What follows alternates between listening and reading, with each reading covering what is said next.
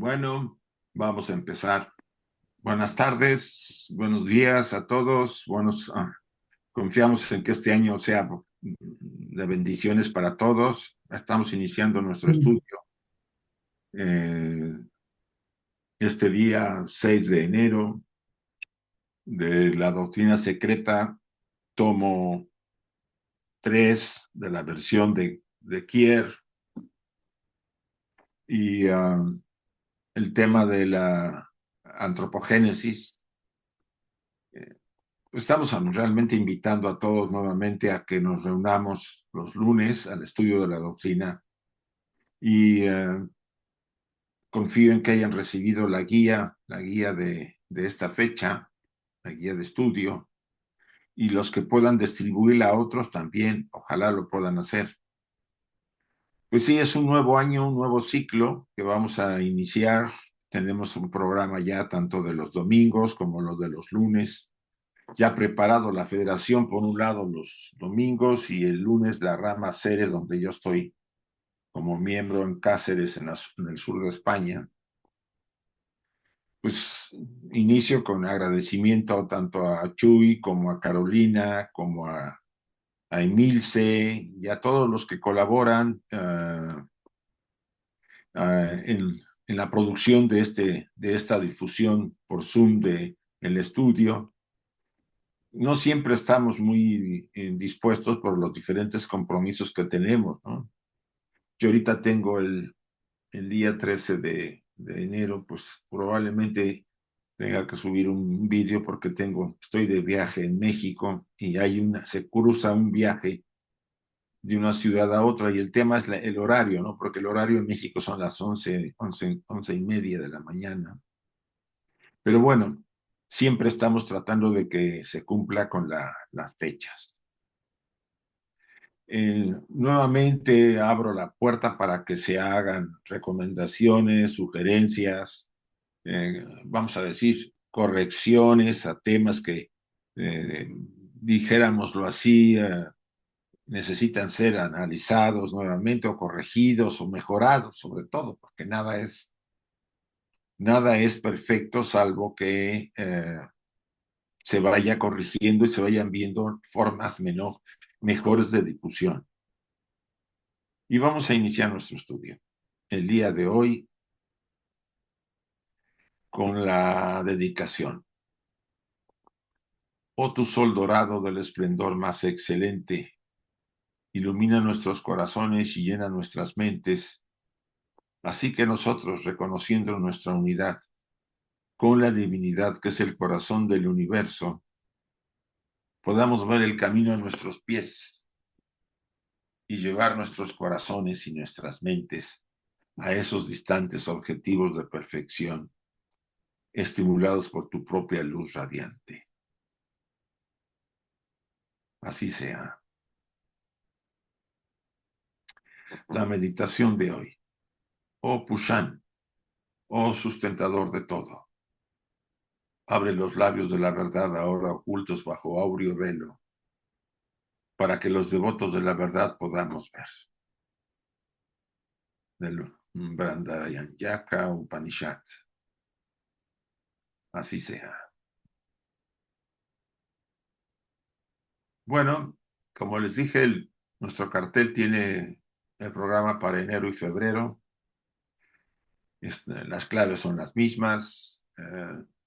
Están todos invitados. Les pedimos, ojalá que podamos difundir la invitación a otros miembros y a otros interesados.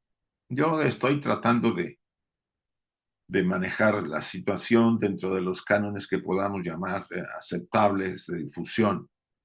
No quiero exagerar en muchos casos y atiborrarlos de mensajes, pero de repente pues subimos algún cartel de estos o avisamos a algunos miembros a través de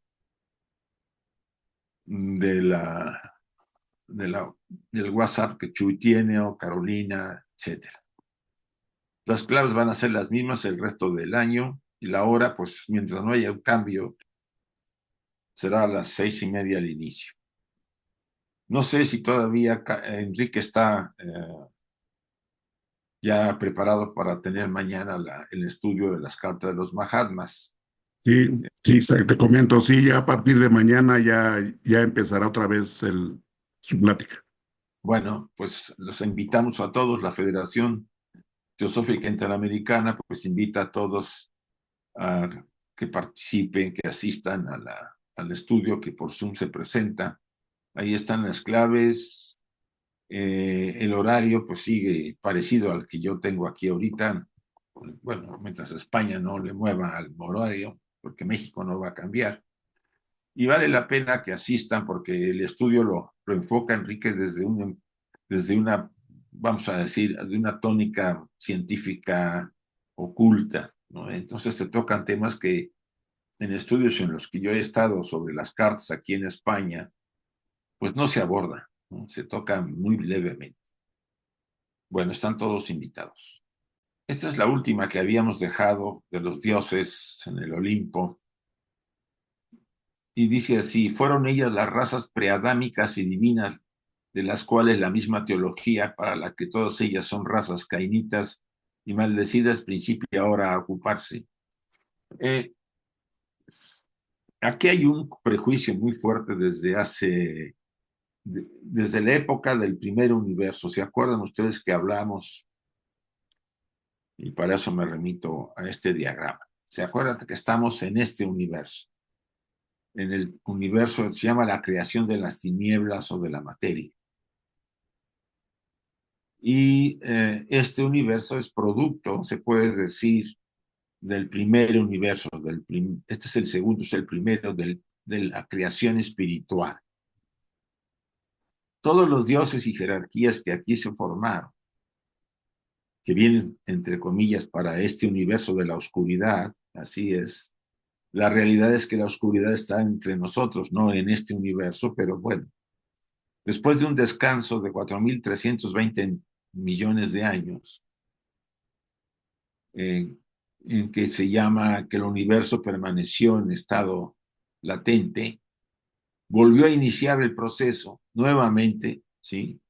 La Gran Madre Inmaculada, la Virgen Madre Inmaculada, los generó nuevamente y potenció nuevamente los tres logos y todas las jerarquías empezaron a emanar. Los dioses que se formaron en este universo, por eso le llaman preadámica o divina, en este universo las teologías de las religiones, no solamente monoteístas, sino incluso las otras tradiciones que son monoteístas, pero que tienden al politeísmo, los calificaron de asuras, de demonios, etcétera, etcétera. Es aquí donde la señora Blavatsky comenta, ¿no? Y lo dice enfáticamente, ¿no? La llamaron razas cainitas y maldecidas. Y ahora están empezando a ocuparse porque en realidad no es así. Dice, pero en primer término debemos tratar de la acción de los progenitores espirituales de aquella raza.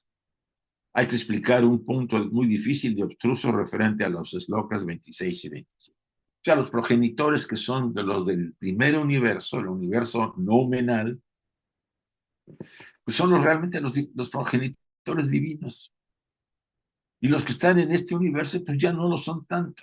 Si puedes decir, este es un universo material, el otro era un universo, vamos a decir, espiritual, de luz y este es de oscuridad. O sea, está al revés todo. La oscuridad es la luz y la luz es la oscuridad. Pues esos son los condicionamientos y prejuicios religiosos de todas las tradiciones en todos los tiempos. Y es acá donde ella hace un énfasis a decir, cuidado, ¿sí? Eh, que se ha tomado, ¿no? Que a esas razas adámicas y divinas de las cuales la misma teología las considera razas maldecidas, cainitas, Caín, derivado de la palabra Caín.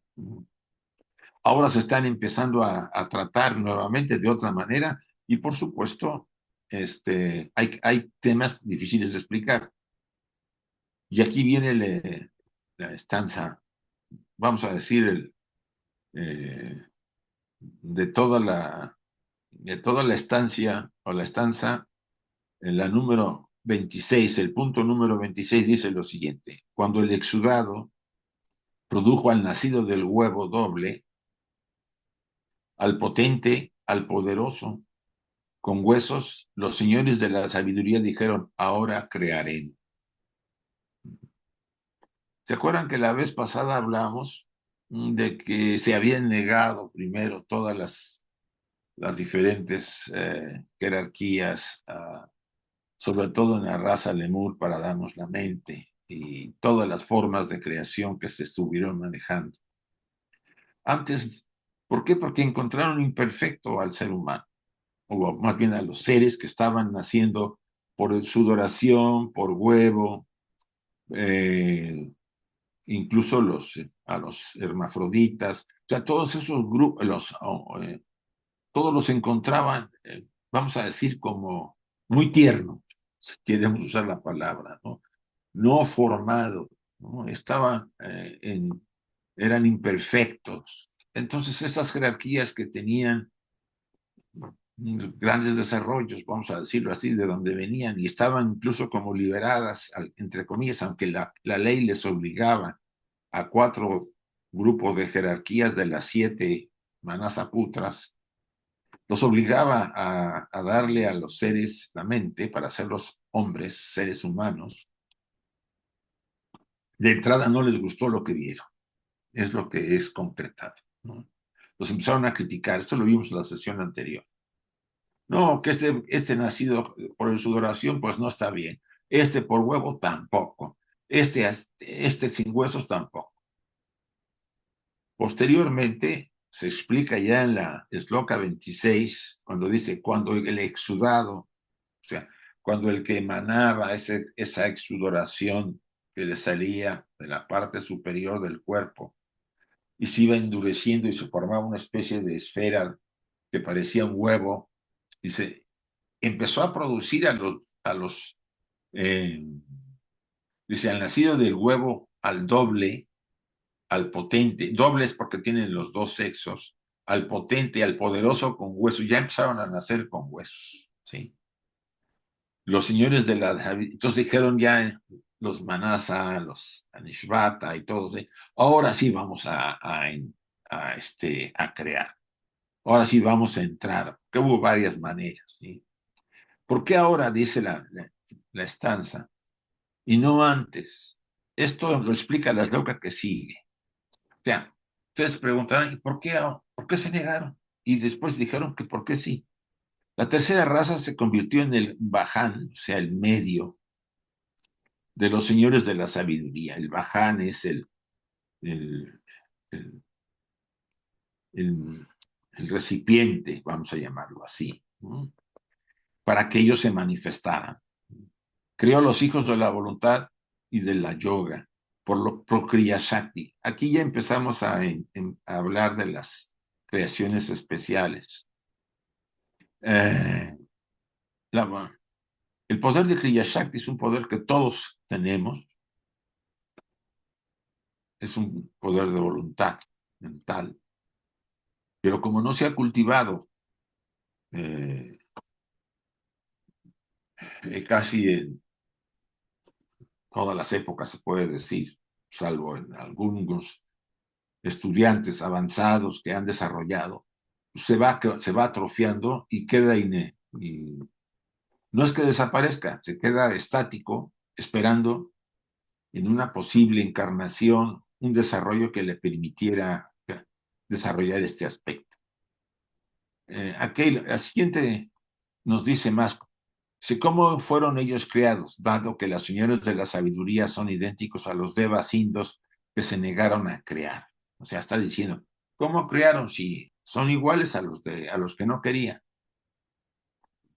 Recuerden que hubo ya un grupo de los Kumaras que no querían también porque se consideraban célibes y no deseaban. Y en cambio había otros que estaban a la cabeza, estaba Daksha a la cabeza, que sí empezaron a crear seres humanos cuando todavía la humanidad era muy limitada. Dice lo que sigue adelante.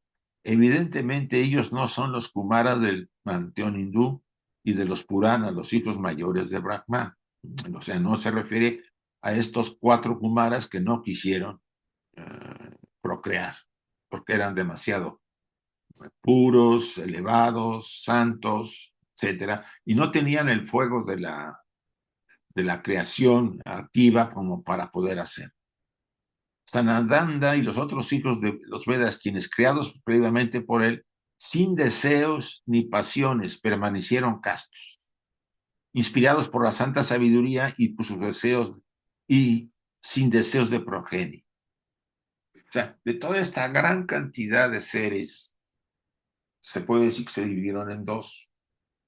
Los que estaban a la cabeza Daksha, que sí generó y creó seres de varios tipos en la humanidad, y los Kumaras.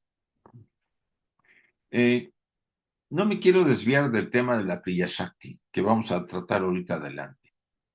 La señora Blavatsky tiene en ese pequeño librito que llama Los Sueños, yo creo que es un párrafo que le dedica al tema de Kriya Shakti como un poder inherente al ser humano, a nuestra parte espiritual. Ese poder subyace en todos, salvo que por no haberse desarrollado o no haberse activado durante vidas, se ha ido atrofiando. Y creo que da hasta una cantidad, ¿no? Creo que de 999.99 seres está atrofiado, ¿sí? La mayoría. Quizá uno en 1 millón está activo, vamos a llamarlo así. Y normalmente es un Mahatma, un gran ser, que lo ha cultivado y son muy especiales y muy elevados en las jerarquías. O sea, crear por Kriya Shakti, se imaginan ustedes cómo materializar, ¿no? Un objeto. Estoy hablando de un objeto material, pero aquí se refiere a la creación de seres vivos, ¿no? De dioses, ¿no? Por Kriya Shakti. Nosotros somos una creación Kriya Shakti, la personalidad, ¿no? De la mente superior crea esta estructura. Por eso no tenemos un sostén real, seres humanos, las personalidades. Una cosa es el traje material y el linga sharira, que tiene sus funciones, pero la estructura egoica, la personalidad, es una ficción, es un programa, vamos a decirlo así, creado por la mente, juntando todas las tendencias de las últimas encarnaciones, ¿no? Todas esas tendencias y elementos kármicos formaron y contribuyeron a que esta estructura se determine de esta manera en esta encarnación. Por eso nos pasamos media vida o casi toda la vida buscando un sostén de seguridad, de confianza. Salvo que no seamos almas muy desarrolladas, la mayoría estamos buscando en posesiones, en dinero, en personas, en objetos, sentirnos seguros. Por eso te escribió este Eric Fromm un librito que se llama eh, Tengo, luego existo, ¿no? O sea, el hecho de tener objetos de cosas me hace sentir que, si yo tengo, entonces yo existo. Esa relación de sensación de que el que posee existe. Es una ficción, pero en ese caso hemos caído en el apego a los objetos, a las personas, a los lugares, a todo. Una de las cosas que nos retienen como personalidades es ese apego tan fuerte a la sensación de existir realmente.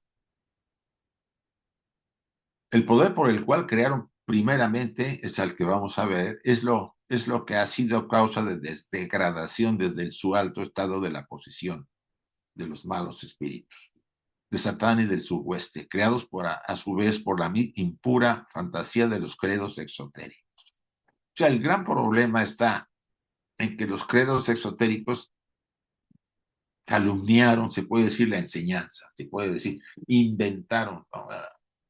Las estructuras de poder religioso de todas las tradiciones a su interés. Ahorita que estoy estudiando las teologías egipcias antiguas, la heliopolitana, la menfita, etcétera, pues sí te das cuenta cómo los sacerdotes de las diferentes regiones de Egipto, pues modificaban, ¿no? Modificaban a su gusto a veces esa teología para darle más poder a un Dios que a otro. es interesante en la teología egipcia.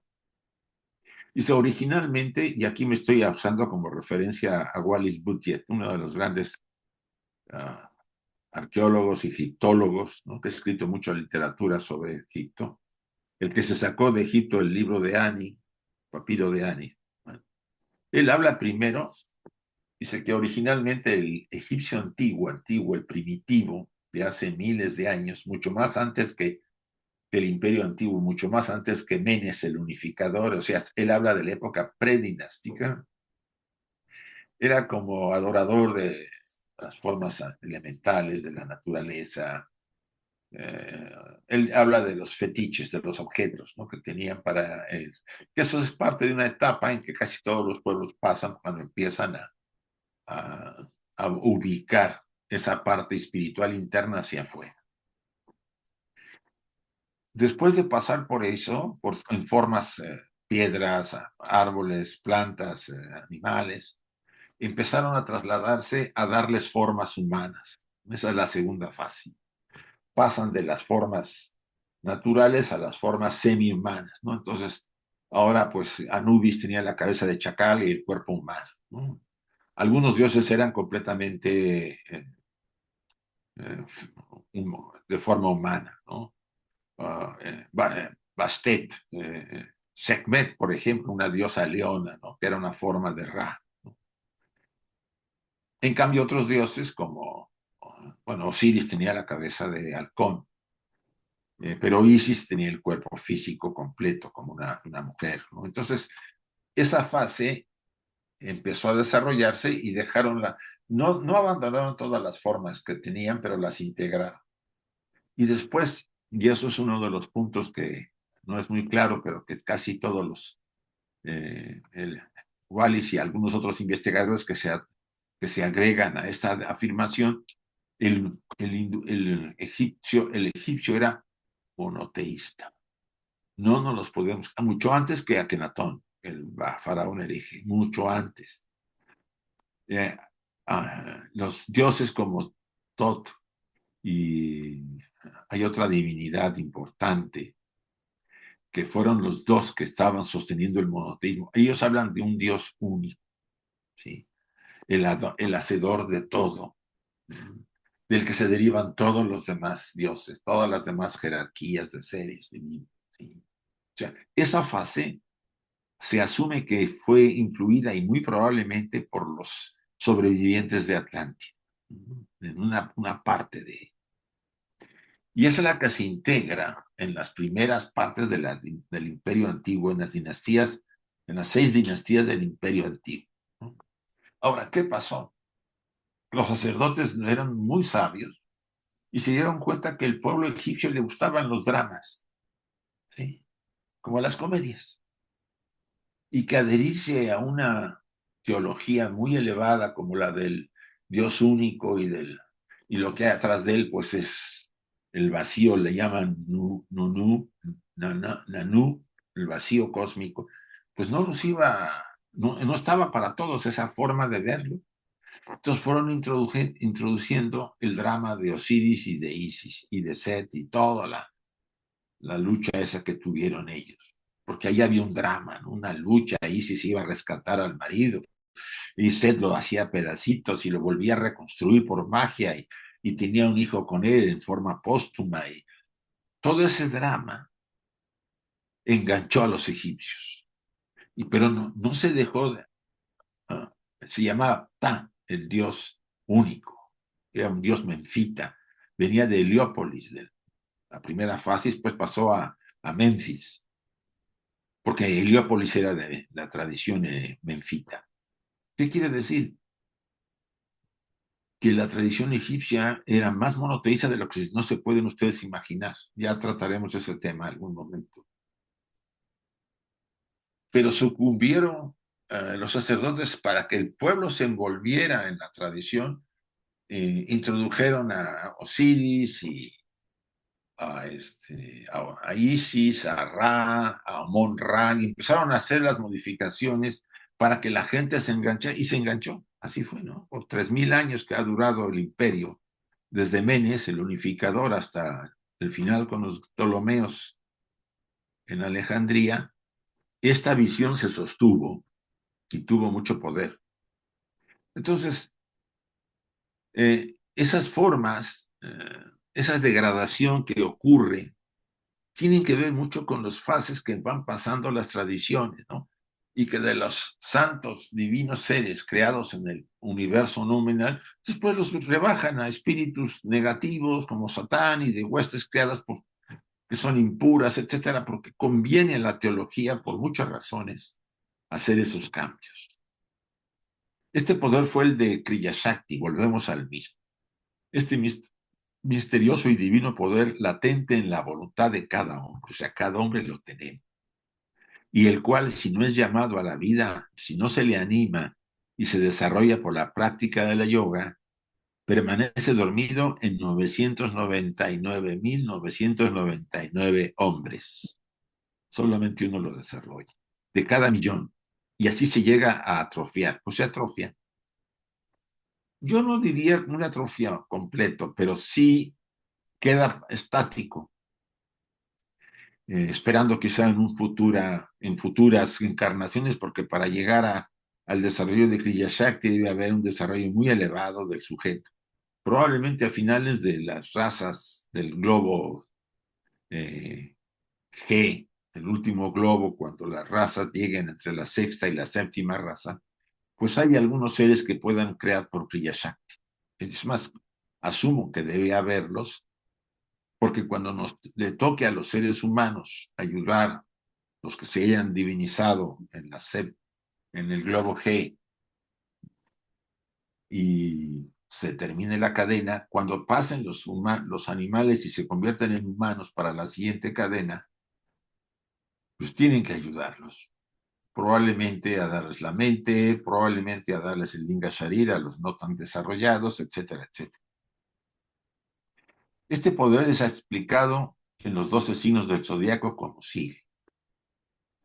Kriya Shakti, el misterioso poder del pensamiento que le permite producir resultados fenomenales, externos, perceptibles por su propia energía inherente. Hay que tener una energía especial para que aquel objeto que yo pienso, aquel ser que yo me imagino, se, se conforme por esa energía y se emane y se cree. Es una creación mental, Kriya Shakti. Los antiguos sostenían que cualquier idea se manifestará externamente si se concentra la atención de uno, y por supuesto la voluntad, intensamente en ella. Igualmente, una intensa abolición sería seguida por el resultado que se desea. Si ustedes analizan, hay personas que distinguen por tener un inmenso poder de voluntad. Y se distinguen porque cuando se han propuesto algo lo han logrado, porque esa voluntad realmente atrae las condiciones para que se cree la situación que quiere. No es fácil encontrarlos porque la mayor parte de nosotros no estamos educados mentalmente, ni nuestra voluntad es tan férrea, tan firme como para poder eh, decirlo, ¿no? Abiertamente, eh, concentrarse para lograr algo. La mayoría se distrae, perdemos el hilo, nos decepcionamos, lo dejamos a un lado. No, eso no es para mí, aunque la oportunidad estaba ahí, etcétera, etcétera. Unos cuantos lo logran porque tienen un poco más de voluntad y de ese poder mental que les ayuda a atraer las condiciones. Un yoga ejecuta por lo general sus maravillas por medio de Iksha Shakti, poder de voluntad, y Kriya Shakti, poder mental. O sea, Kriya Shakti es un poder mental. Es como si ustedes y yo pudiéramos materializar algo que pensamos. Un objeto, cosas no serían tan... Pues la señora Blavatsky hizo algo parecido o lo hicieron por ella, no lo sé, de materializar la taza esa famosa. Entonces, eso es una materialización. Obvio, aquí estamos hablando de seres. Esta cantidad de seres que fueron creados por Priyashakti formaron después parte de las grandes jerarquías, de los grandes centros de enseñanza, ¿no? De Mahatmas, de seres divinos humanos que transmitieron el conocimiento.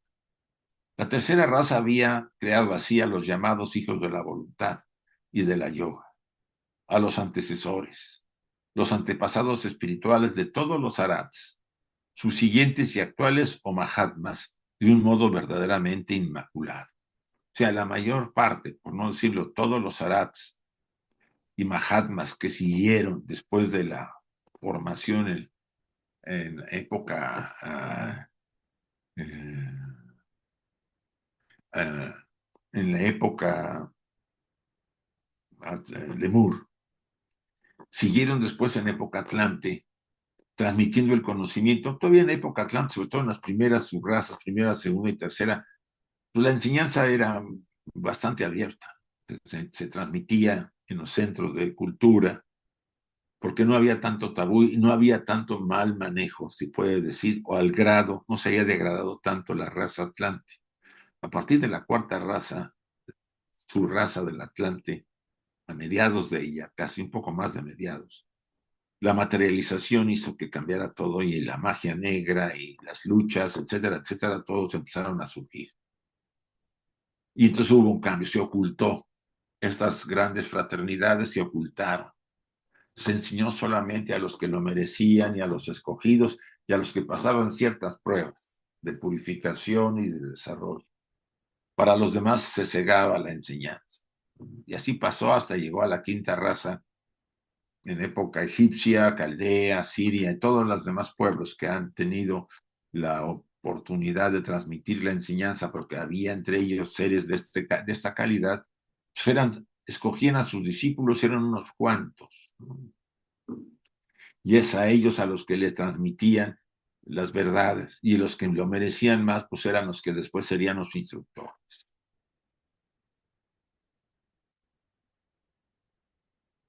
Fueron a la verdad creados, no engendrados, acuérdense.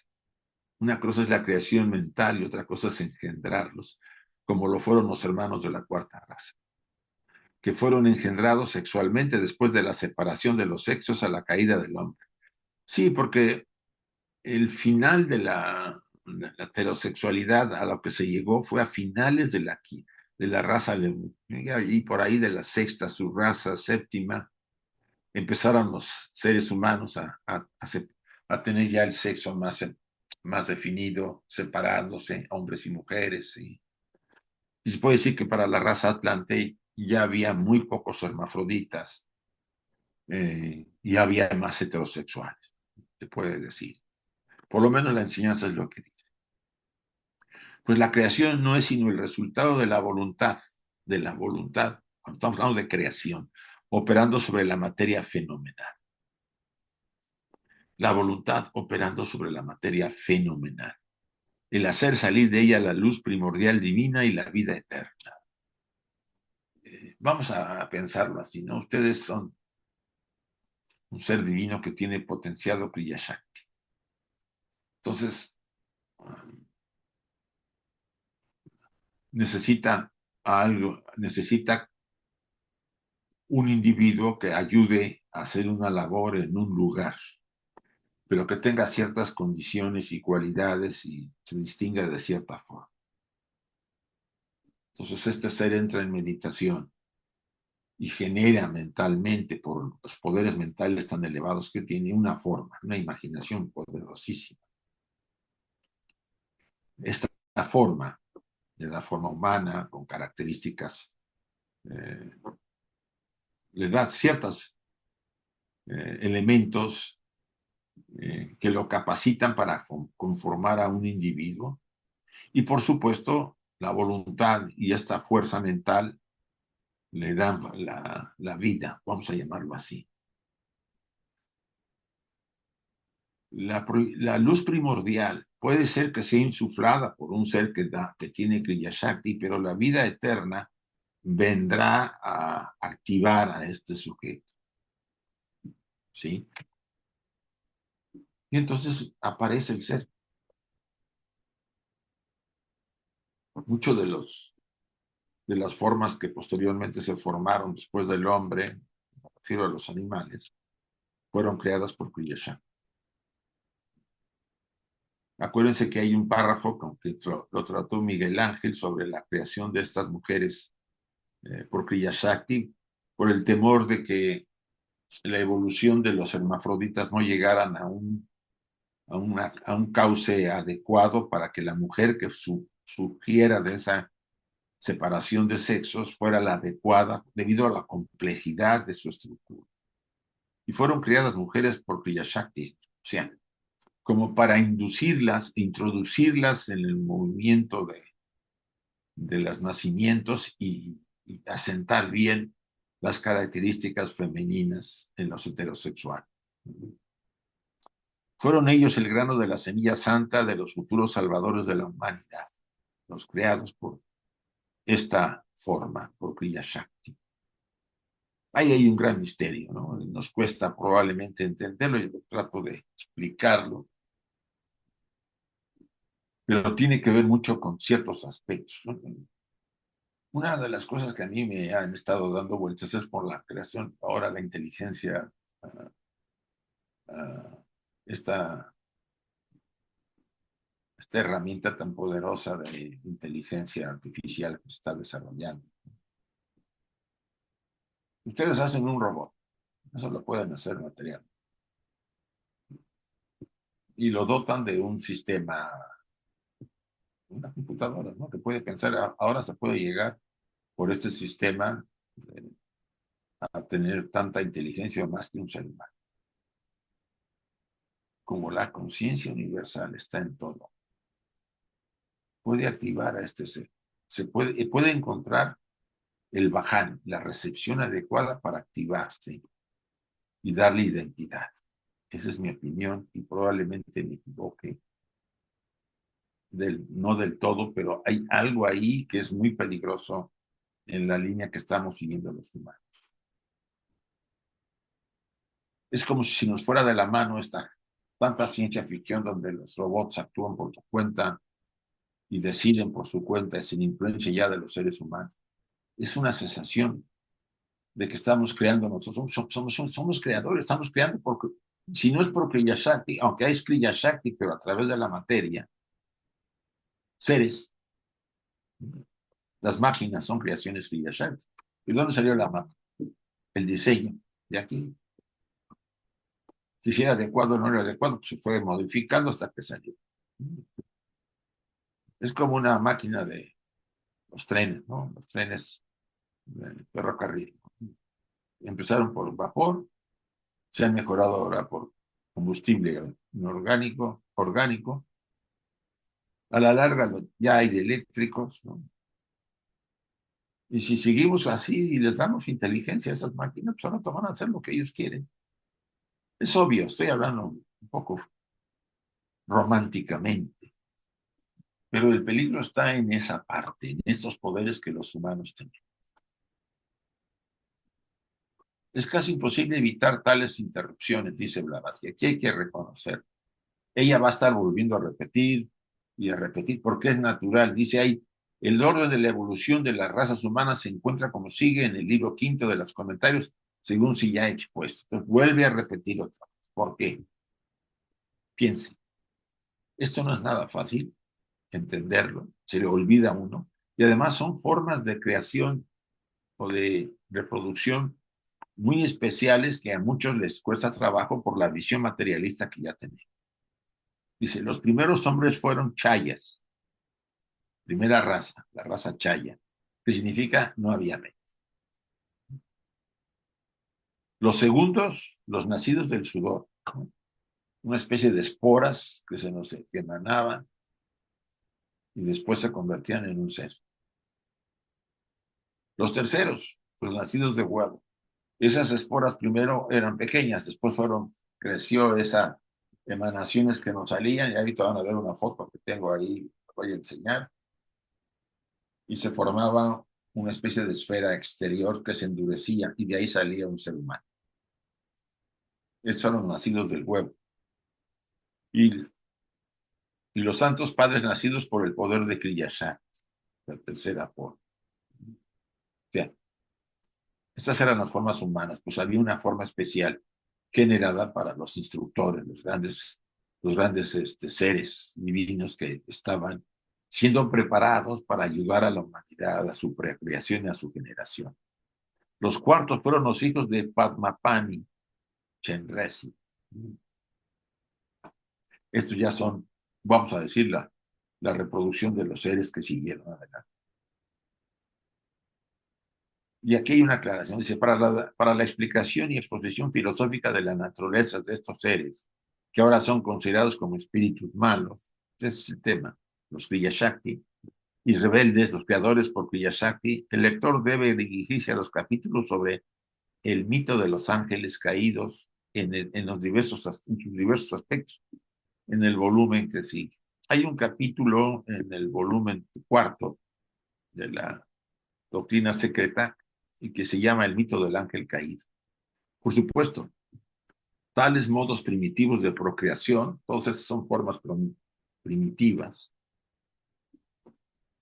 por la evolución de la propia imagen, por gotas de sudor, después de eso por la yoga, Kriya Shakti, y luego por la gente considerada como mágico, Kriya Shakti, están condenados de antemano a ser considerados como cuentos de hadas. Ese es el gran tema. O sea que la ciencia del siglo XIX, con época de Blavatsky, pues así lo consideraba. Aunque había algunos científicos que estaban medio de acuerdo. Y en este siglo, pues yo creo que la parte de la reproducción sigue estando muy materializada, ¿no? La herencia de la hipótesis de Darwin y de algunos otros naturalistas, pues es más difícil que acepten que nuestro origen, aunque no es nada difícil cuando vemos todo el desarrollo del ser humano desde que está siendo fecundado el óvulo hasta que sale del cuerpo de la madre. Sin embargo, desde el primero al último, nada hay realmente en ellos de milagroso, ni nada que se pueda demostrar que sea, que no sea natural. El huevo ahora está dentro del vientre de la madre, primera, ¿sí? Ya no se ha exudado, está dentro de su vientre. Este es un punto importante.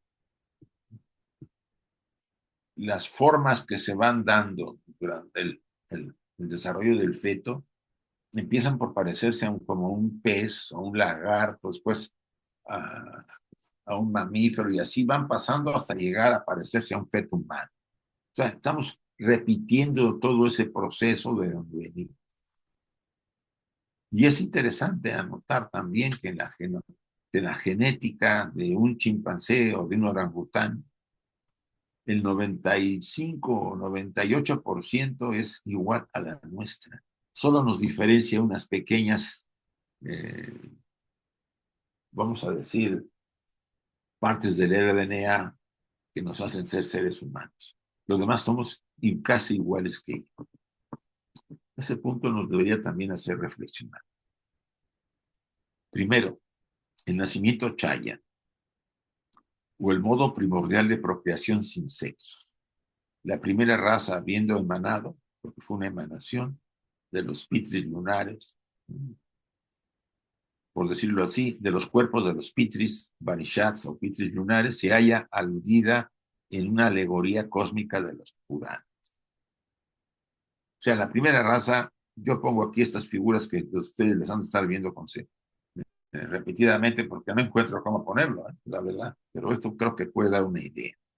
Repito, el nacimiento chaya, o sea, los sin mente, la tenían pero no activada, que eran gigantes etéricos, que tenían, por supuesto, la mónoda, pero ahí tenían el linga sharira, pero no había nada en él. Y en eso significa que si no hay mente, no hay autoconciencia, y si no hay autoconciencia, no hay ser humano. O el modo primordial de procreación sin sexos, la primera raza habiendo emanado, por decirlo así, de los cuerpos de los pitris lunares, se haya aludida en una alegoría cósmica de los Puranas. Habría que irse al 411 y ver eso. Es una interesante alegoría mítica. Dice así, este pasaje a mí me volvía a mover por lo de Lilith. Dice, es la hermosa alegoría e historia de Sankna, la hija de Vishvakama, casada con el sol. O sea, la hija, esto es como una alegoría o mito. Dice, la hermosa alegoría e historia de Sanya, la hija de Vishvakarma, casada con el sol, la divinidad solar, quien no pudiendo resistir los favores de su señor, le dio su chaya, o sea, los calores eran muy fuertes, sombra, imagen o cuerpo astral, mientras que ella se retiró a la espesura para practicar devociones religiosas o tapas. O sea, se separó de su linga sharira, de su sombra, y se la dio a esa divinidad. El sol, creyendo que la chaya era su esposa, engendró hijos con ella como Adán con Lilith. Aquí es una comparación. O sea, esa divinidad dice, engendró hijos con la sombra de la hermosa hija llamada Sapna. Engendró hijos con ella, como ocurrió con Adán con Lilith, también una sombra etérea. Aquí se refiere a que Lilith era una sombra etérea, como en la leyenda, aunque monstruosa, hembra, real, viviente hace millones de años. Más que otra cosa, a mí me llamó la atención este nuevo párrafo sobre Lilith. Blavatsky habla poco de ella, y Miguel Ángel nos vino a decir varias cosas importantes. Pero aquí hace mayor alusión nuevamente a esa parte. Dice, como Adán con Lilith, también una sombra etérea, o sea que Lilith era una sombra etérea, como dice la leyenda, pero aunque monstruosa hembra, real, viviente, hace millones de años. Esta imagen que encontré está muy interesante. Entonces, nos quedamos con ese tema de Lilith. Yo, sinceramente, no encuentro todavía referencias fuertes para meterme al tema de Lilith. Eh, Me llama la atención porque ya van 2 veces que la señora Blavatsky la menciona y probablemente tenga cierta importancia. Puede ser que sea una de esas seres monstruosos que habían sido formados por, vamos a decir, la vida, la naturaleza, las jerarquías que estaban en la Tierra, con los sobrantes del anterior globo, del globo C. ¿Se acuerdan que formó animales? Cuando el hombre empezó a aparecer, la primera raza, la segunda y la tercera, había animales, no mamíferos, animales. Y dice el pasaje, los formó de los sobrantes de animales y seres humanos del globo C. Y que pues esos son, esas formas eran monstruosas, gigantes, etcétera, etcétera. Aquí encaja el tema de Lilith, ¿sí? Una sombra etérea, monstruosa, hembra, real, viviente, de hace millones de años. Pero quizá este ejemplo prueba un poco, muy poco, excepto quizá la exuberante fantasía de los autores puránicos. O sea, puede ser que sea una fantasía el tema de la esposa de la hija de un ser casada con el sol y que le dejó su sombra. Aquí ponemos el ejemplo de la emanación que sale en algunos casos de algunos videntes, de algunos espiritistas, ¿no? El ectoplasma. Aquí vemos a una espiritista emanando un ectoplasma de la boca. A veces le sale de los narices, a veces sale de los ojos, a veces de las partes alrededor del cuerpo. O sea, le sale de varios lugares. Es una sustancia como algodonosa, fría. Un punto interesante que habría. Dice, ella pone de comparación esto. ¿Por qué tenemos preparada otra prueba? Ella dice esta prueba.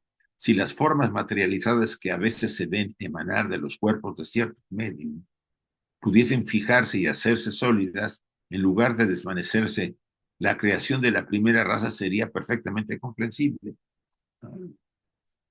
Sí comprendemos qué quiere decir esto.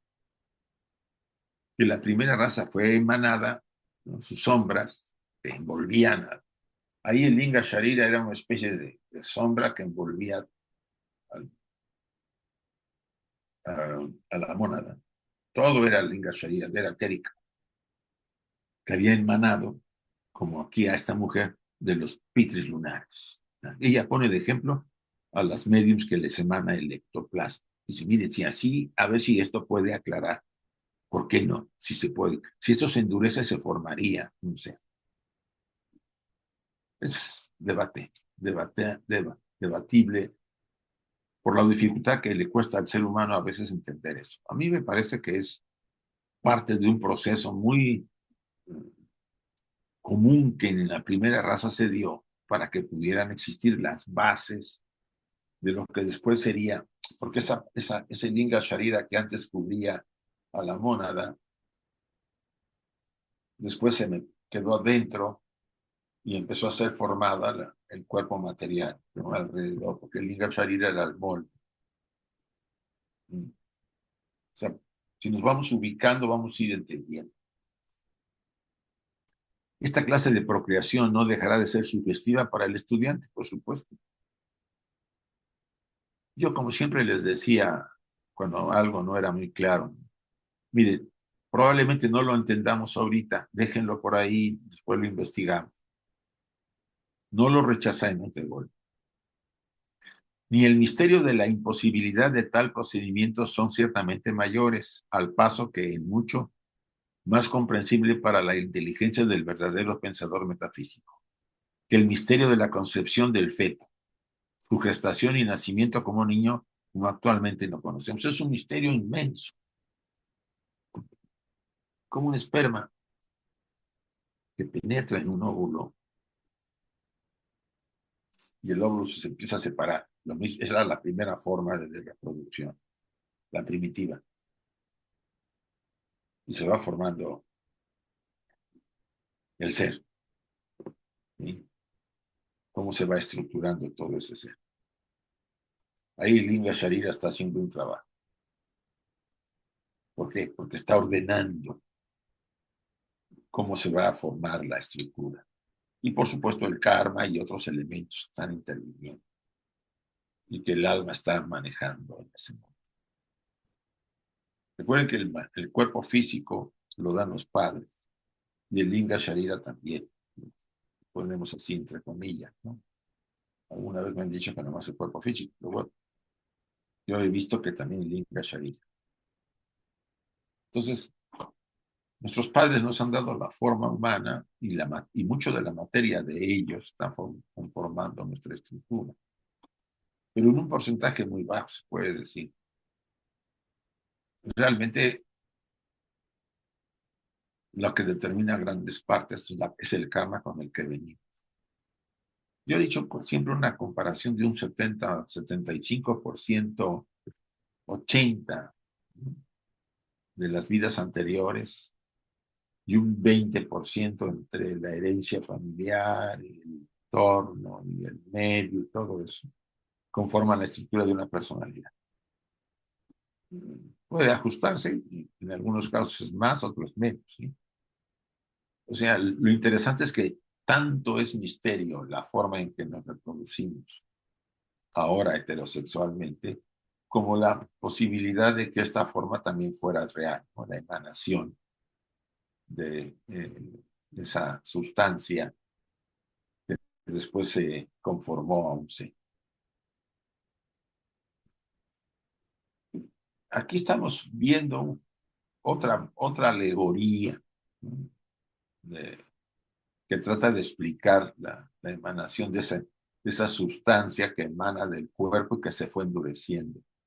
Y si pasemos ahora a la curiosa y poco comprendida corroboración de los Puranas acerca del nacido del sudor. O sea, fue la segunda forma, ¿no? Los nacidos del sudor, de esa emanación que emana, que iba surgiendo. Primero fueron pequeñas esferas, pero después fueron suficientemente grandes para producir un huevo externo, una esfera externa donde salía un ser humano. Y pone ahí el ejemplo de este mito, ¿no? Dice, Candú era un sabio y un yogi,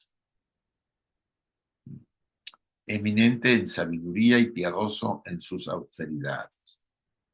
las cuales finalmente despertaron la envidia de los dioses. Entonces, imagínense ustedes a un ser humano, bueno, un ser que tenía excepcionales, era muy sabio, muy piadoso, entre comillas, en sus austeridades. Y eso despertó la envidia de los dioses. Es una forma de decir. Quienes estaban representados en las escrituras indas en lucha eterna con los ascetas. O sea, no les gustaban los ascetas. Indra, el rey de los dioses, envió finalmente una de sus apsarases para tentar al sabio. Entonces mandó a una chica para tentar. El cuate estaba ahí en sus austeridades y le llegó a la chica. Esta imagen me la encontré y la chica pues no estaba mal. Asumo que el sabio quedó pasmado, ¿no? Como dice el siguiente pasaje. En los manuscritos más antiguos del Vishnu Purana se hallan en poder de un iniciado en la India del Sur. El dios no es Indra, o sea, no fue el dios que le mandó Indra, sino que fue Kama, el dios del amor y del deseo, el mismo que tentó al Buda.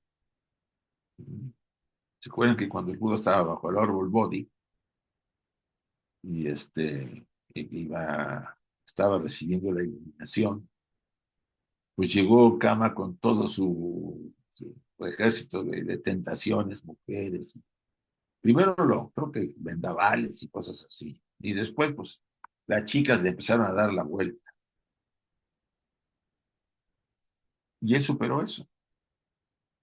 ¿Sí? O sea, en parte sí y en parte no. Usted me acordé que en el Amduat, en el libro de los muertos egipcio, hay una serpiente que se llama Apopis. Esa es la mala de la película. Todo el tiempo se la pasa Ra, la divinidad solar, luchando durante las 12 horas contra esta famosa serpiente. Pero que al final la serpiente es la que arrastra la nave o la estructura espiritual del sujeto. ¿Qué quiere decir? Que no se puede destruir a Popis, no se puede destruir al mal. Es necesaria en la creación para su desenvolvimiento y evolución. Entonces, estas tentaciones a las que son sometidos los ascetas, ¿no? En este caso, este manuscrito, pues no se refiere a Indra, sino a Kama, el dios de los deseos, del amor y del deseo. Para aclarar, aquí lo que aclaran es eso. Dice, estos dioses, o Dios, siempre tratando de distraer a los ascetas para hacerles perder así su fruto de sus austeridades. Son los que deben ser considerados como demonios tentadores. En lugar de aplicar el término a los rudras, kumaras y asuras, cuya gran santidad y castidad parecen un reproche permanente para los dioses tenorios del panteón, por supuesto, y ahora más. Los dioses tenorios, eso les encaja.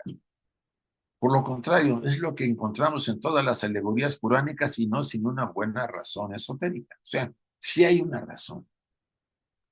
El rey de los dioses, o Indra, envía una hermosa apsara, una ninfa. Vamos a quitar a, a Indra y ponemos a Kama, llamada Pramlocha, para seducir a Kandú y distraerlo de sus penitencias. El éxito corona su fin impío, dice un fin impío. Y 907 años y 6 meses y 3 días pasan en su compañía la ninfa del sabio y le parece al sabio un día solo. O sea que el sabio perdió.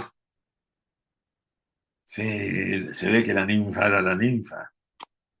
Y no metió ni las manos. Pero bueno, estoy ya dándole.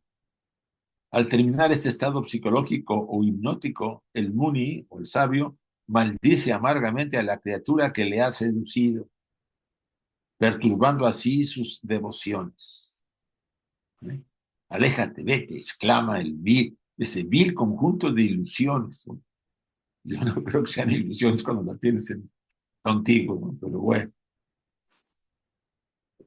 Y Pramlocha, aterrada, huye enjugándose la transpiración de su cuerpo con las hojas de los árboles al pasar por el aire. Era una ninfa, podía volar.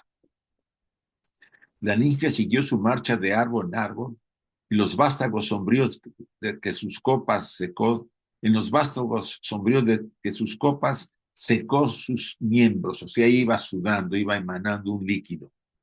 El hijo que había concebido del Rishi vino a la luz por los poros de su piel en gotas de sudor. Ese es el ejemplo del nacimiento por sudoración.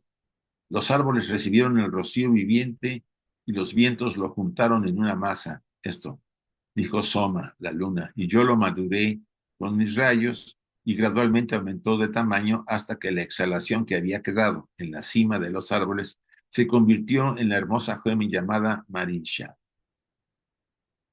O sea, Pramlocha engendró a Marisha.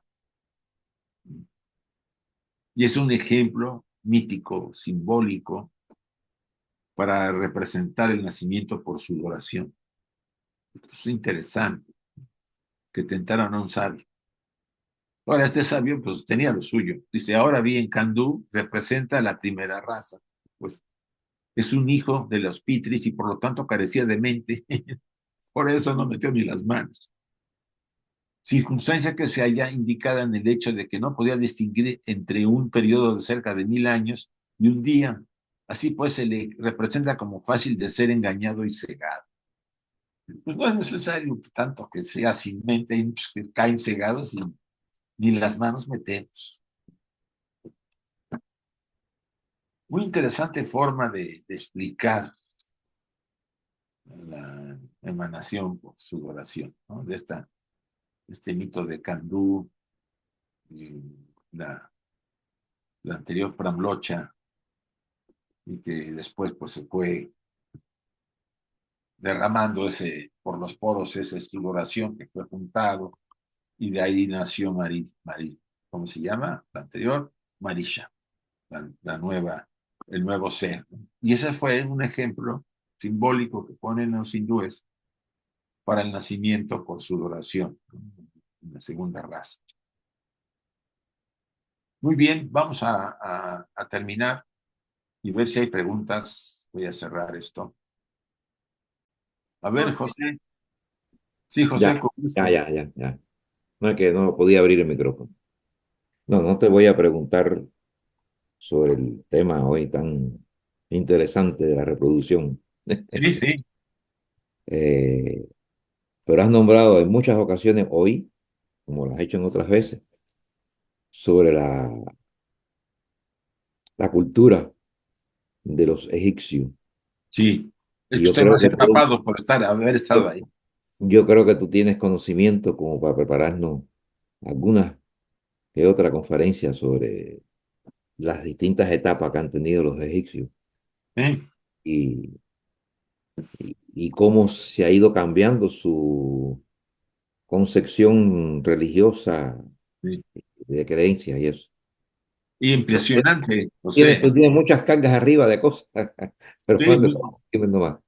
es impresionante porque incluso los grandes especialistas de la cultura egipcia reconocen el monoteísmo y no de Akenatón, antes, desde la época primitiva ya venía. Y que dice, mucho del cristianismo le debe a los Ah, egipcios, ¿eh? Que sin, sí, sin los egipcios quizá no habría cristianismo. Es lo ajá. que dice Wallis Buddet, ¿no? Ahí es donde quiero caer con todas esas cosas, si puedes. Sí, sí, sí, Ajá. vamos a dar una charla. Tengo programada el mes de marzo. Mira, me pidió Magali para el programa de los sábados, el febrero, febrero 23. Vamos a tratar ese tema. Yo lo puedo hacer un poco más amplio para hablar sobre el monoteísmo egipcio, cómo fue trasladándose del fetichismo, el antropoformismo, el monoteísmo, y después, por ser un pueblo muy dramático, les gustó el drama de Osiris y Isis, porque si no, no hubiera empapado a las masas. ¿Sí? 23 de febrero es el domingo, de la conferencia de los domingos, la Sí, dominguera. sí, sí, sí. Me programó Magali, ahí lo podemos ver. Perfecto, perfecto. Me encantaría. Muy bien. Gracias, gracias. A ti, José. Sergio. Sí, gracias, Isaac. Fíjese que esta última alegoría me pude entender mejor lo que está explicando, pero eh, el momento que dice que interviene Soma, ahí está dando la figuración de lo que usted dijo, como la primera raza emanó de los Pitris. Eso es lo que está identificando ahí al momento que dentro de la alegoría que ahorita nos explicó, interviene Soma. Sí, mira, Soma es la luna Sí. y nosotros venimos de la cadena lunar, nuestras mónadas. Los pitris lunares vienen de la cadena lunar. Entonces tenemos mucho de la luna.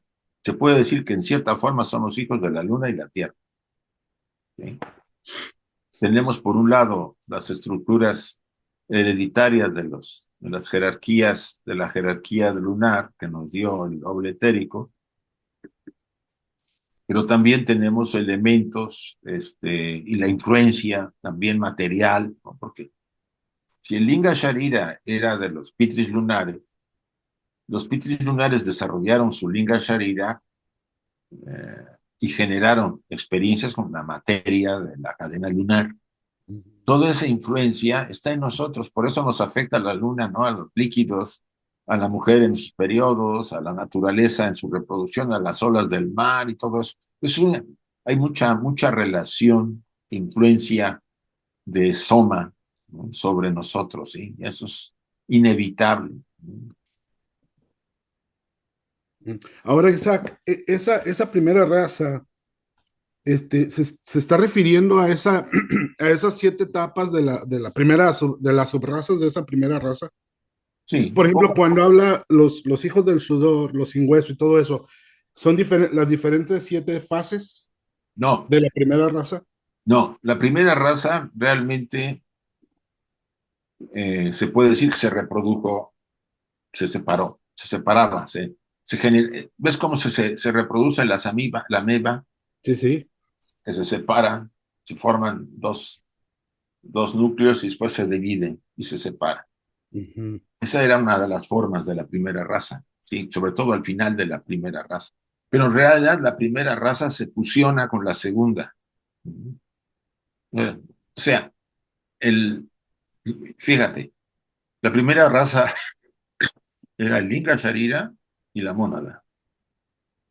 ¿Mm? ¿Qué pasa en la segunda raza?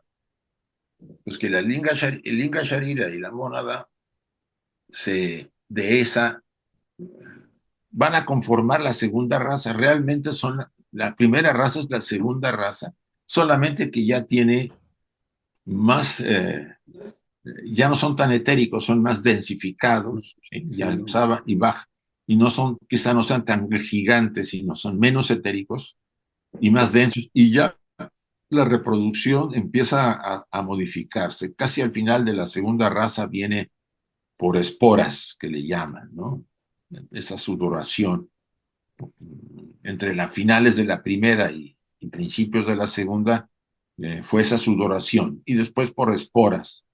Y de las esporas vinieron las grandes cantidades de emanación que se endurecían y parecía un huevo, y eso ya fue a finales de la segunda para entrar a la tercera. Y aparecía como un huevo. Lo que la mujer ahora lleva el huevo, lo lleva en el vientre, pero antes lo tenía afuera. Ujú. Entonces, decir exactamente a partir de esta, pues no lo dice la doctrina oculta. Habla de que esas formas se dieron en el proceso. Y por supuesto, no se me hace nada raro que los griegos hablan de que éramos, por la segunda y principios de la tercera, éramos seres redondos, ¿no? Que girábamos a gran velocidad. Ah, Dice que Zeus dividió a las esferas, y ahí habla de la separación probablemente de los sexos, y Tot o Mercurio cerró las heridas, cerró la herida de la separación, de la partición, ¿no? que es el mismo ejemplo parecido al que tiene Adán, que le sacan a Eva de una costilla y lo separan, ¿sí? Separan una parte de él. Pero todo eso es simbólico. Sí, Hay más enseñanza ahí de lo que nosotros nos imaginamos. sí, No sí. es simplemente ya un hombre y una mujer, no. Ujú, Vinieron los hermafroditas, ¿no? ujú, Y después de los hermafroditas tardaron muchísimos miles de años antes de que se empezaran a separar claramente los sexos, ¿no? La mujer con sus características femeninas y el sexo femenino y el hombre. ¿Por qué tenemos ahora los hombres la próstata? Pregúntense. ¿Y por qué la mujer tiene el clítoris? ujú, Porque el clítoris era el pene, que antes lo tenía, y ella tenía la vagina y el pene. Y nosotros también. No más que los hombres no eran hombres ni mujeres, eran mujeres como híbridos, ¿no? Mezclados, parecíamos mujeres y hombres, teníamos de los dos. Cuesta un poco, pero es una fase del desarrollo, ¿no? Y de ahí la reproducción que cada vez, porque se podía mezclar, ¿no? Estos seres con otros seres, tanto por un órgano, sexo, como por el otro, o sea, podían tener por los dos. ¿Qué ocurrió? Que a medida que nacían los chicos, con los dos sexos, pero cada vez iba como atrofiando uno de los dos y un aspecto se mantenía más. Incluso físicamente el hombre tenía más rasgos masculinos y la mujer más femeninos, hasta que llegamos a la heterosexualidad a finales de la raza lemur, por ahí de la sexta subraza, dice la doctrina oculta, ¿no? Con con la progenie de Set, y de Set tenemos ahí al libro al primer hombre, ¿no? El hombre ujú. heterosexual que habla el Evangelio del Antiguo Testamento, ¿no? Y aquí hay un escrito, ¿cómo se llama este personaje? Bueno, no me acuerdo ahorita, pero bueno.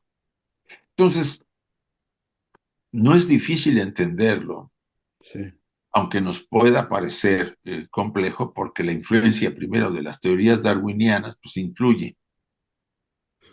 Eh, Una de las cosas que llama la atención es que, por ejemplo, los mamíferos animales fueron creados después del hombre, no antes. ¿Y eso por qué? Cuando estábamos nosotros en la etapa de la sudoración, esas sustancias que emanaban del cuerpo y que se formaban los huevos para que salieran los hombres, los seres humanos, esa etapa duró millones de años. Y que esas sustancias la naturaleza los empezó a utilizar para crear a los mamíferos, a los animales. Dice, nada se desperdicie. Ella utilizó esos sobrantes, ¿sí? eh, que quedaban del nacimiento de un ser humano y empezó a formar a los mamíferos. Obvio, ahí habría probablemente intervención de los seres estos superiores divinos que empezaban a engendrar también, por Kriya Shakti o por la forma que fueran los animales que nos rodean, los mamíferos. Eh, Eso es lo que dice la tradición oculta, ¿sí? Entonces, ante pues el escepticismo a veces de algunos por la educación, la predisposición a no aceptar fácilmente enseñanzas que no sean las que estén aprobadas por la mayoría, cuando la mayoría puede estar equivocada,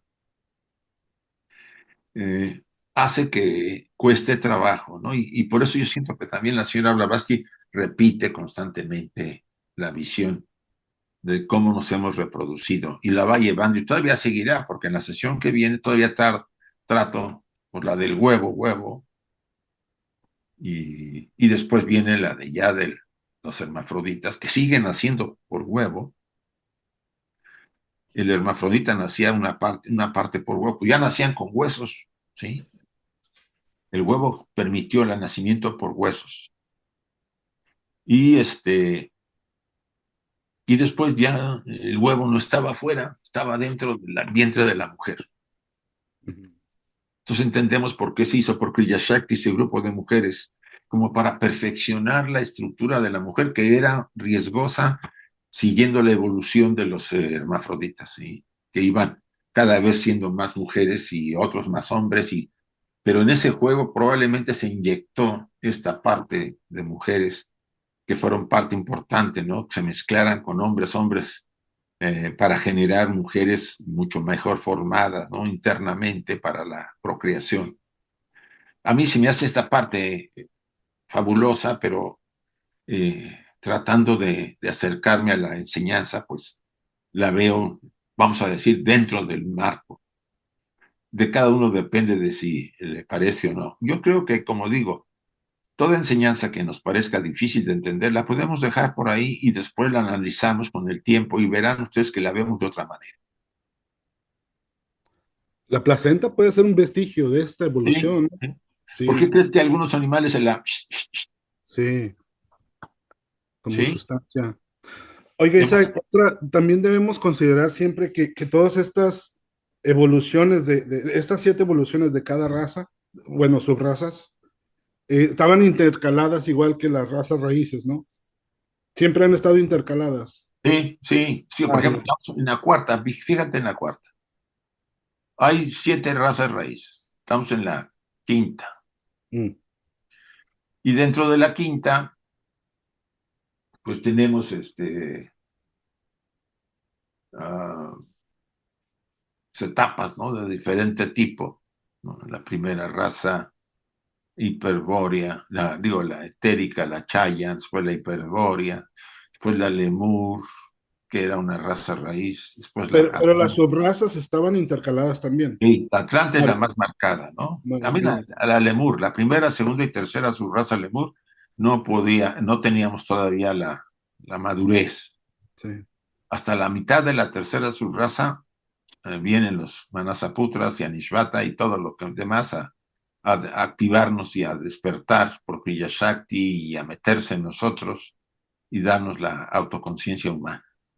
Lo mismo pasa con la cuarta raza, ¿no? La cuarta raza Atlante, en la cuarta subraza de la raza Atlante, es cuando la madurez, digo, la densidad física se llega a su máximo.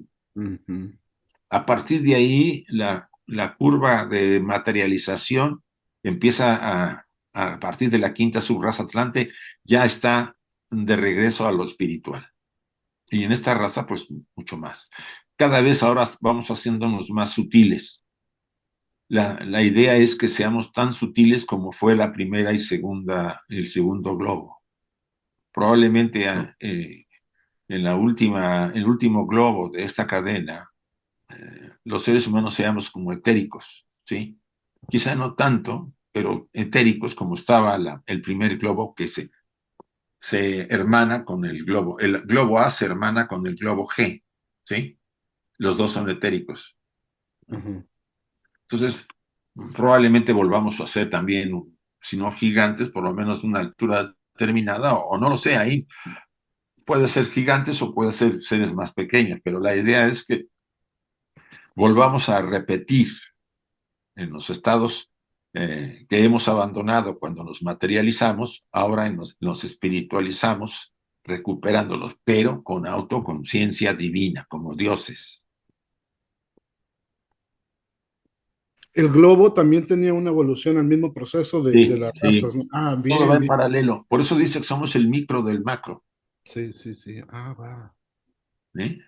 O sea, somos un universo en potencia, como dijera alguien. Ujú. Bueno, Muy bien, a ver si, gracias, gracias. al Sí, no, contrario, Patricia, por favor, Hola Isaac, ¿cómo están? Muy buenas tardes, feliz Día de Reyes para todos. Una igualmente. pregunta, ahorita que hablaste sobre los medios, ecoplasma que ellos emiten, ¿para qué funciona o qué finalidad tiene? Gracias. No todos los medios tienen esa capacidad para empezar, ¿sí? O sea, el problema de los medios, yo no digo que no existan buenos, los hay. En época de Blavatsky hubo una especie de explosión mediumínica, ¿no? No les llamaban espiritistas, les llamaban espiritualistas, ¿no? A finales del siglo XIX. Y había grandes, incluso uno o dos de ellos, uno se hizo miembro y después se salió porque pues no le daban la ronda como se quería, ¿no? El medium llega a tener cierta sensación de poder, ¿no? Pero bueno, es una sustancia que emana. Yo estoy aquí siendo romántico porque sé no tanto sobre ese tema. Bueno, sé poco. Emana del doble etérico, vamos a decirlo así, ¿sí? El doble etérico toma formas. En la mayor parte de los mediums que emanan esa sustancia, después de cierto tiempo que están emanándolo, se forma una figura de la entidad que quiere contactar, ¿sí? Sea por creación mental del medium o del espíritu guía, no lo sé, ahí yo no me meto en ese detalle tan fuerte. Pero si tú te metes a internet y buscas espiritualidad o mediumnidad o ectoplasma, vas a ver que las formas en el que yo saco y ya les elevé la sustancia así, pero hay unos que salen como una red y se forma una figura que se supone es la entidad que quiere contactarte o la que tú llamaste a través del guía. Normalmente el medium bueno tiene un espíritu guía, que es el que entre comillas, le ayuda. Entonces, eso es lo que yo te puedo decir, pero puedes investigar, hay literatura sobre ese tema que puedes investigar si te llama la atención. Pero Blavatsky la utiliza para decir, mira, si nosotros somos capaces de emanar esa sustancia, ¿cómo no puede haber ocurrido lo mismo por ahí de la primera o segunda raza humana, una raza primitiva donde se emanaban las sustancias para formar a otro ser, ¿no? O sea, se separaba, ¿no? Como las células cuando se separan, se dividen y se separan, así nos reproducíamos. Es lo que te puedo decir, Patricia, Gracias, Isaac. Muy buenas tardes a todos. a ti. Bueno, ¿les parece que hagamos nuestra invocación para cerrar nuestro estudio? Isaac, queda Dani. ¿Quién? Dani. Ahí estás, Dani, todavía, míralo. Sí, Dani. Hermano, perdone la tardancia, pero es un pequeño comentario y al final una preguntita. Sí, Porque lo que pasa es conmigo y usted, hermano Isaac, que cuando usted comienza a meterse en esos temas, mi mente comienza a no sé a qué, comienza y se va lejos, bueno. Pero bueno, para decirle esto es, mire, según, y corríjame, por favor, si estoy equivocado, la sustancia o la materia chaya, por llamarlo así, por discusión, es una materia que viene básicamente de los pitris o de lunares, que es quienes nos van a dar ese cuerpo sutil de esa materia. Y esa materia, para mi entendimiento, se queda, por llamarlo materia, hasta que en sí la tercera raza, a mediados de la tercera raza, cuando aparece Kriya Shakti, que es la materia pensadora, o que yo le llamo a veces los hijos del pensamiento, que vinieron a darnos esa mente. Entonces esa materia chaya permanece entre la primera, la segunda raza y quizá toca parte de la tercera, hasta que el ser humano, o hasta que los señores del poder, llamarlo así, de la luz, tenemos varios nombres para ellos, nos dan ese entendimiento y nos dan esa separación, ¿verdad? Pero mi pregunta es esta, hermano. Aquellos que no decidieron darnos la mente, que hablamos de dos grupos diferentes, aquellos que dijeron, sí, ya están preparados, vamos a darle la mente para su evolución. Algunos se negaron, dijeron, no, yo no voy a darle la mente, yo soy muy puro. hasta la cuarta se las dieron. Exactamente. Obligados por karma. Ah, esa era la pregunta. Porque para mi entendimiento, ellos también tenían que pasar por la evolución que estamos pasando nosotros, pero ellos Ya se habían negaron, pasado. aunque hubieran ya pasado, ¿verdad? Ya. Por eso eran manasaputras. Ok, pero entonces ellos habían pasado esta evolución, pero se negaron a ayudar a la evolución Porque su justificación es que estábamos imperfectos. que ellos podían decidir, que ellos podían tomar, aceptar o no. Y dijeron, son imperfectos, no están maduros, no están de acuerdo a nuestro nivel, nosotros nos esperamos. En cambio, los demás sí entraron. Entonces, uno de los grupos se esperó y dijo, en la cuarta lo haremos, pero en ese periodo, que se habla de miles de años, los sin mente, Chaya significa sombra, sin Sí. mente. Lo veremos casi en las siguientes fases. Viendo a los animales mezclarse, se mezclaron entre ellos. Bueno, se reprodujeron como podían, porque no era la reproducción que conocemos. Pero esto pasó a principios de la tercera raza lemur, permíteme. Se me está irritando la garganta. Ay, ¿Qué pasa? Ellos vieron eh, que lo hacían los animales. Y dice el pasaje, que ahorita me nacieron algunas dudas, pero ya lo aclararemos. Imitando a los animales, se mezclaron entre ellos mismos y después con un animal gigante, una hembra. Eso dice el pasaje. Me estoy adelantando, ¿eh? Y ahí veremos las aclaraciones. En el momento en que se mezclan con ella, o se mezcla con uno, nace un ser que era mudo, no podía hablar, y de pelaje rojo, como los orangutanes. Llaman la raza muda. Entonces, ellos fueron castigados por la ley kármica por no habernos dado la mente a los que faltaba.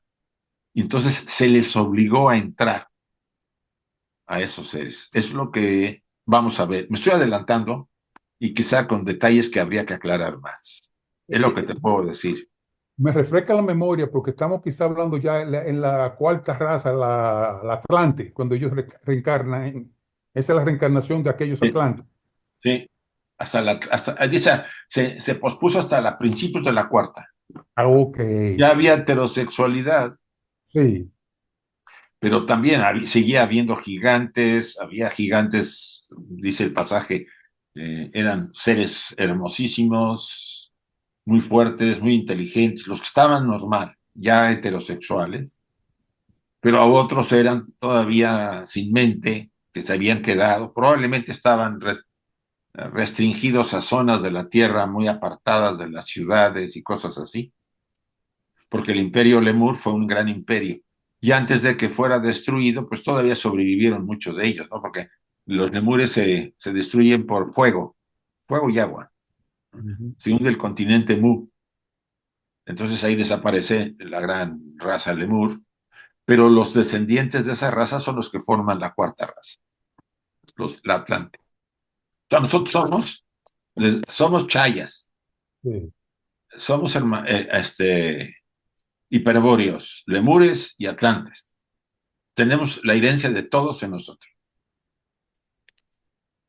porque todos han generado la siguiente y la siguiente, y ellos eran producto del anterior. Y así vamos. Y nosotros vamos a generar la siguiente, la sexta raza, ¿sí? Dentro de este globo. Va a ir generándose una nueva nacimiento de pues, diferentes chicos o chicas mucho más capaces o desarrollados. Como apenas de repente sale uno que otro, ¿no? Un adelantado, ¿no? De repente aparecen eh, y eso hace que nosotros nos tengamos que reflexionar. La doctrina oculta hablaba que eso podía ocurrir en el sur de los Estados Unidos, en la nueva zona donde iba a surgir la sexta subraza en la que estamos, ¿sí? Y y por supuesto parte de Europa se hundiría y otras partes surgirían y ese ha sido el movimiento de toda la evolución del planeta y de las razas. Gracias, Y hermano. al contrario. ¿Te Muy puedo hacer agradecido. una preguntita? Sí, última. sí. Si nosotros habremos pasado por todas esas razas en las encarnaciones o ingresamos en alguna determinada, ¿cómo sería eso? Ah, mira, eso es muy buena pregunta. Algunos ingresaron, algunos vienen desde ahí. Recuerda que la característica de la persona más sabia o de la más madura tiene que ver con la cantidad de encarnaciones que trae. Otras no, otras entraron por lo menos, yo creo que en Atlante, la mayor parte de los humanos, sí. Eh, También recuerda que hasta la Atlante se cierra la puerta y ya no pueden entrar animales, ¿sí? Entonces quiere decir que la gran parte de humanos que estamos ahorita encarnados, las mónadas que estamos encarnadas, entramos desde, pues se puede decir desde el principio hasta mediados de la raza Atlante. Y no todos entraron al mismo tiempo. Acuérdate que son como oleadas de mónadas que iban entrando, las primeras más sabias, las siguientes y las siguientes y las siguientes. Y pues sí, se podemos ubicar que estuvimos a partir de la raza Atlante, ¿no? Y no dudo porque la mayor parte de los latinos somos muy buscadores ya sabes, de la magia, del chamanismo, de cosas así. Si lo ves en América Latina, pues oye, la herencia es muy fuerte, ¿no? Pero bueno, sí, es gradual. Y no todos venimos y no todos vienen desde la raza, de las primeras razas. Se puede decir que entraron gradual. Por eso se ven las diferencias de desarrollo y de madurez, ¿sí? Unos son más maduros, otros son menos maduros. Y tú lo notas porque dicen los instructores, un alma nos atrae cuando tiene una gran madurez por las muchas vidas que ha vivido, ¿sí? Porque hemos aprendido más, bueno, hemos experimentado, deja de aprender, bueno, hemos experimentado muchísimo. Y eso hace que el alma madure más. Y por supuesto sea más capaz de discernir, de intuir, etcétera, etcétera. Y eso pues depende de la cantidad, ¿no? De las vidas que hemos tenido. Es una forma de decirlo. Muchas gracias. Sí, Emilce. Bueno, vamos a hacer la invocación y cerramos, ¿les parece? Si cerramos nuestros ojos un momento, por favor, y repetimos la invocación. Oh vida oculta que vibras en cada átomo. Oh luz oculta que brillas en cada criatura. Oh amor oculto que todo lo abarcas en la unidad. Que cada ser que se sienta uno contigo sepa que es uno con todo lo demás.